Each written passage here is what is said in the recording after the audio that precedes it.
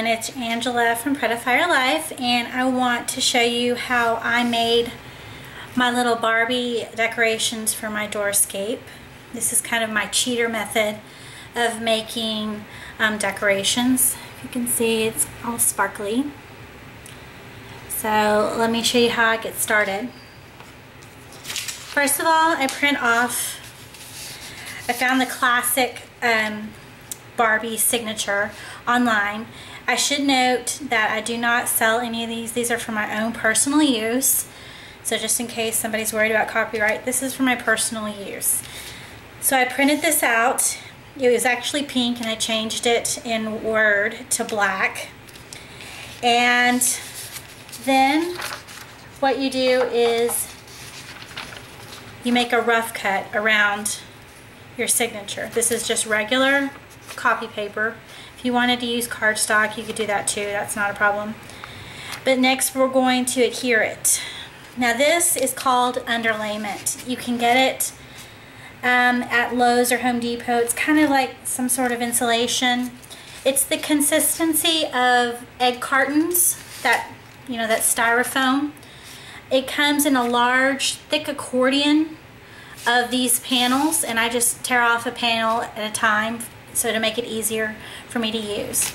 So this is what I'm going to adhere this to. I'm just going to use regular Mod Podge. You know, I should probably use the paper Mod Podge, but I don't think I have any, so I'm just using what I have available. And I'm going to use a foam brush to apply this. So let's get started. Okay, I'm just starting on the side so I can do several in a row. I'm just applying a thin coat of Mod Podge down on my underlayment using a cheap foam brush. Then I'm going to put my cutout down and gently press it. And then I'm going to take my Mod Podge and just do a light coat over the top. I try to go in the same direction the whole way. Just, you know, I think it looks better. So with thin paper, try not to overdo it. With the Mod Podge, I say that, and I still overdo it, and it still wrinkles, but I'm kind of okay with that. You know, some things I can get anal about, and some things I'm just going to let go, and this is one of them. So there we go. We have a coat below and above the Barbie cutout, and we're going to let that dry. Okay, now that I have Mod Podged all of these cutouts to the underlayment, I'm going to cut it out using just a regular X-Acto knife. I'm putting it under my my mat, my rotary mat, this self-healing mat. These things are so expensive, which annoys me, but they are worth it. So all I really do is just kind of start at a certain point, and I just kind of, you know, I don't go all the way to the edge. I wanted to leave some white showing, and honestly I do it in sections. It makes it a lot more manageable, and in fact sometimes what I do is cut these out one part at a time so that I can move this around to make it easier. And so I'll just kind of continue around. It doesn't have to be perfect. I mean, who cares, right? I mean, it's just fun. So I'll continue on around. You have to do a little bit of fixing in some areas. It's okay. But you can see how you just kind of mold it around the way you want.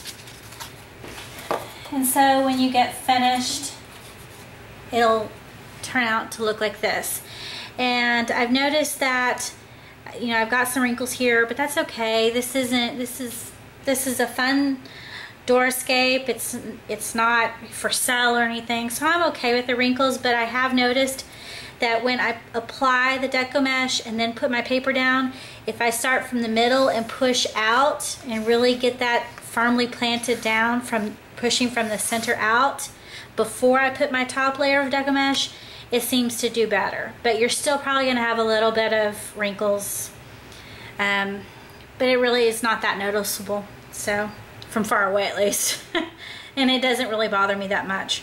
So that's a tip I learned in the process of doing this. So let's go. Also, sometimes when you cut, the edges may lip a little bit. You may have to apply another layer of deco mesh along the edges to help seal it. You might could even adhere these down on the underlayment with some spray adhesive. I haven't tried that, but that would be something, you know, I should probably try in the future, and we'll see how that compares. So that's another idea. Okay, the next step after you have cut out your decoration, after you applied some more glue if necessary to the edges and let it dry, is to take some puff paint. I actually happen to really love puff paint. It gives a lot of obvious dimension, which is what it's designed for. But this was kind of a happy accident. I wanted to originally just puff paint it, but then I decided to do a little something extra with it. So, you know, puff paint's pretty self-explanatory. What I do is I just outline first, just like you're writing or coloring. And then fill in. So, like I was saying before my puff paint clogged, is that all I do is outline parts of my design first, and then I'll just kind of fill it in. Sometimes you don't even have to press, you just have to drag the paint. So, yeah, it's a little tedious, I'll admit it, but I'm really happy with the end result. So what I'm going to do is I'm going to go over the whole design, coloring it in with the puff paint. Okay, now I have it completely outlined with the puff paint. Actually, it looks pretty cool without it. Initially, it didn't look like I wanted it to. I think maybe I had a little bit of an old puff paint, but nevertheless, I went ahead and got out some black glitter that I got at Hobby Lobby, and I just take it in sections and generously pour the glitter over the puff paint while it's wet. Puff paint, as you probably know, takes forever to dry, so you have quite a bit of time to work with it. So isn't that cool? Of course I love glitter. So, and then I do the other half. Again, generously apply it. If you don't have a glitter tray, I would invest in one. I really need a bigger one, but I love how it catches a lot of it, and I'm able to pour the excess right back into the glitter jar.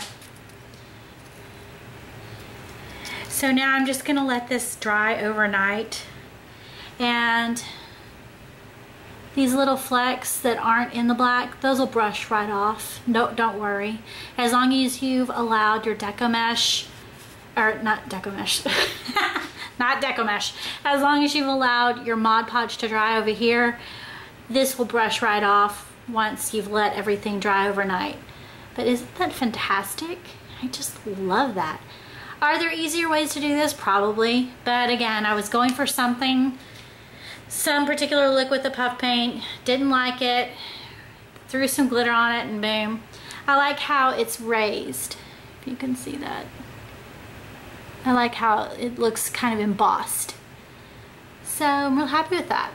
And then I'm just gonna tack on some wire in the back, and that's how I'm going to put those into the garland. Or I could even glue a floral stake to the back of these to make them kind of like picks. I haven't decided yet, so I guess we'll see when the final product is up what I decided. but those are some options. Hope you enjoyed this. I've done this technique with the Mod Podge and the printouts also with my Aggie Texas A&M Doorscape. So this is just kind of an extra step with the glitter and the paint, puff paint. So it's my cheater method to getting kind of custom decorations for my door that you can't find in the store. So I hope this inspires you to try something new with your doors or your wreaths or party decor. Thanks for watching and subscribing.